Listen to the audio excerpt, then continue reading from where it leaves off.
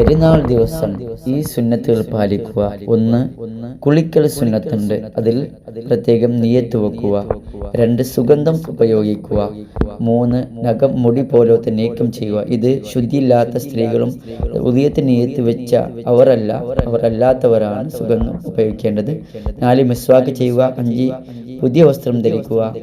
അതുപോലെ ഭക്ഷണം കഴിക്കാതെ വലിയ പെരുന്നാളിന് പോവുക. നേരത്തെ പള്ളിക്ക് പോവുക. നടന്നുകൊണ്ട് പോവുക. കുത്തുബ കേൾക്കുക.